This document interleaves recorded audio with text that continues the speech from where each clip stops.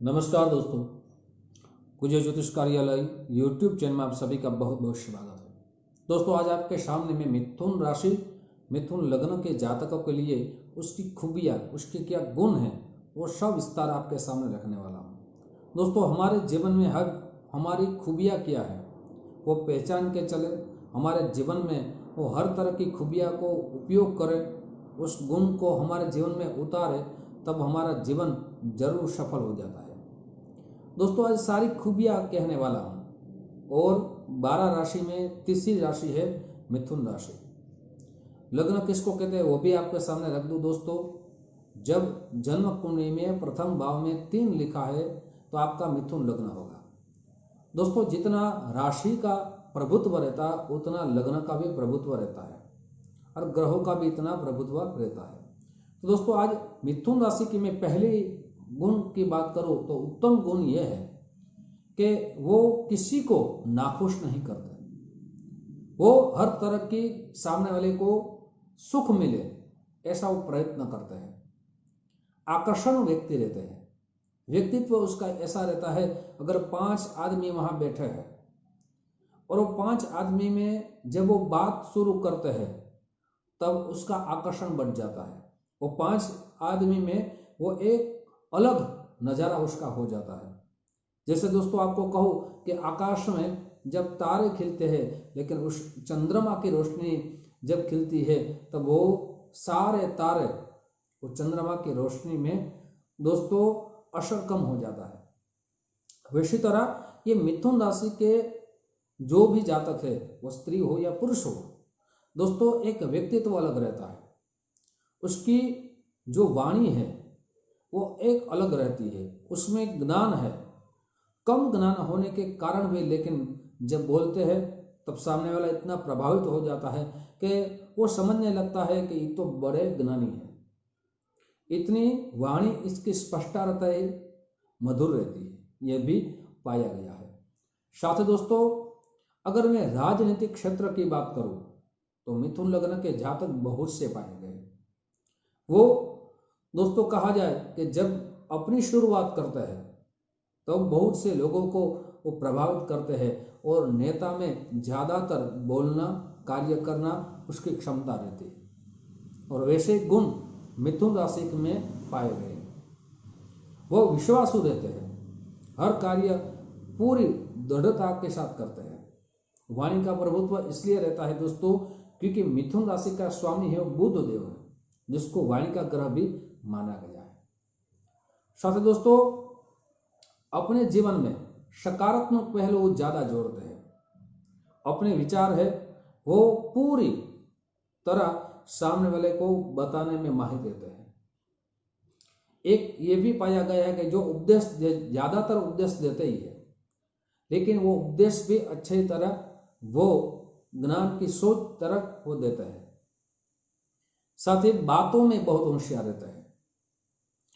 जब भी बात करें तब चतुराई से करते हैं, चालाक से करते हैं। उसकी बुद्धि एकाग्रता वाली रहती है, चतुर भी ज्यादातर रहते हैं और चालाक भी रहते हैं। ये भी गुण माना गया है। दोस्तों, जिस युग में हम जी रहे हैं उसमें अगर हम चतुर नहीं रहेंगे, चालाक नहीं रहेंगे और अगर हमारा भोलापन रहेगा तब दोस्तों हम किसी की बात में फंस जाएंगे। लेकिन ये बात मिथुन लग्न के जातकों में भर भर के भगवान की कृपा से मिलती है, ये भी पाया गया है।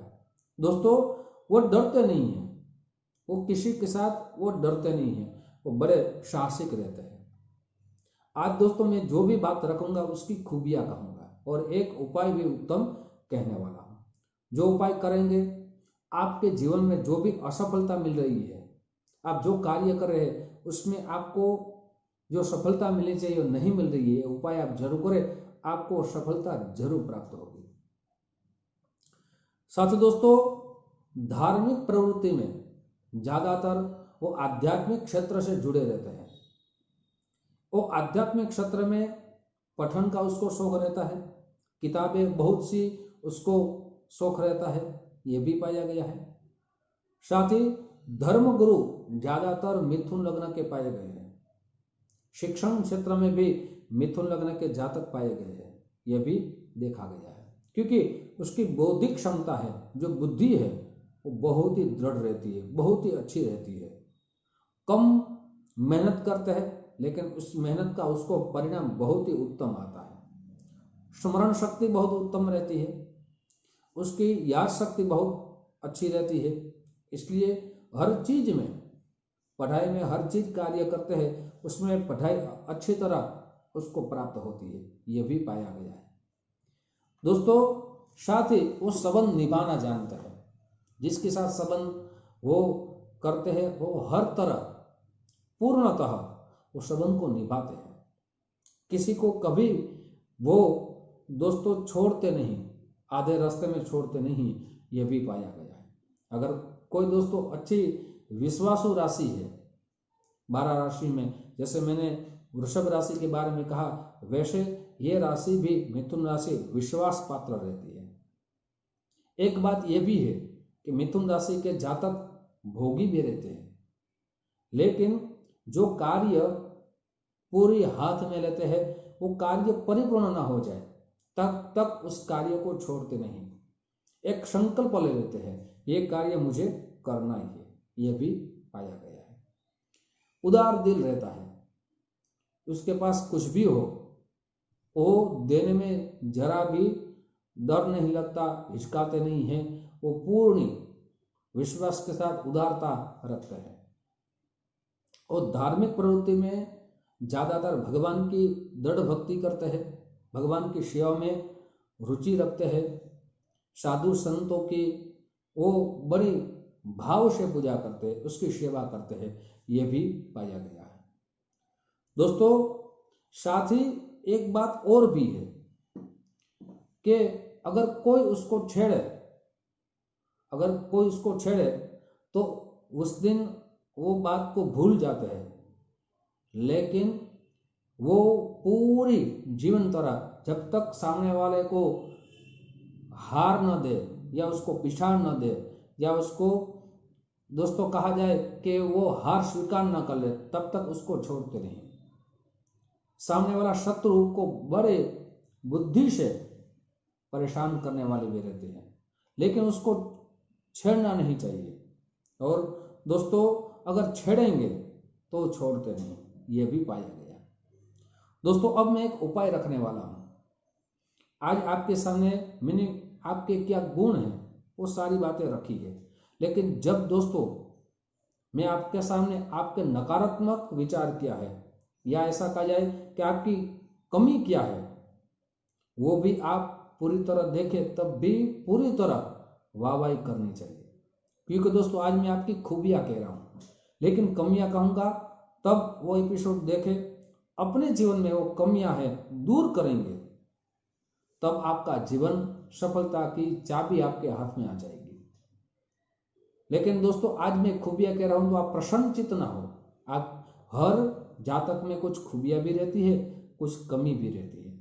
तो जैसे खूबियां को हमारे जीवन में हम उतारते हैं, किसी की सेवा करते हैं, वो उत्तम गुण है, वो छोड़ना नहीं चाहिए। वैसी तरह हमारे जीवन में जो कमी है वो भी हमें दूर करनी चाहिए। दोस्तों, उपाय क्या करना है? ये उपाय आपको बुधवार से आरंभ करना है।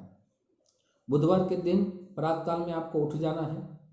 आपके सामने भगवान जो गणपति भगवान, एक दंत गणपति भगवान की मूर्ति आपको लेनी है और वो गणपति जी के सामने सबसे पहले भगवान की पूजा करनी है। भगवान को नहलाइए, पंचामृत से नहलाइए, फिर शुद्ध जल से नहलाइए, भगवान को टीका लगाइए, चावल लगाइए, भगवान को जो प्रिय है, जो रक्त पुष्प, वो भगवान के ऊपर चढ़ाइए, भगवान के ऊपर दूर्वा चढ़ाइए। और ये बुधवार से आपको उपाय करना है। अब भगवान के सामने बैठ के आपकी जो भी मनोकामना है, जो भी आपकी इच्छा है, जो भी आपका कार्य नहीं हो रहा है, वो कार्य संकल्प कीजिए, ये भगवान आपकी कृपा से ये कार्य मेरा परिपूर्ण हो जाए।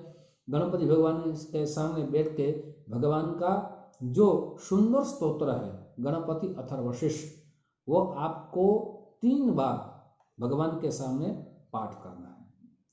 आपको बुधवार से आरंभ करना है, प्रतिदिन करेंगे उत्तम फल मिलेगा। लेकिन प्रतिदिन न कर सके किसी वजह से, तो आप बुधवार माने करते रहें। आपके पूरे जीवन में, आपके जीवन में जो भी विघ्न आएंगे, भगवान गणपति जी की कृपा से सारे विघ्न दूर हो जाएंगे। दोस्तों, ऐसे ही YouTube के वीडियो ज्योतिष के उपाय आपके सामने रखता रहूँगा। आप जो हमें प्यार दे रहे हैं, उस प्यार के लिए आप सभी को दिल से बहुत बहुत धन्यवाद। YouTube के माध्यम से फिर हमारी मुलाकात होगी। जय श्री कृष्ण। महादेव हर।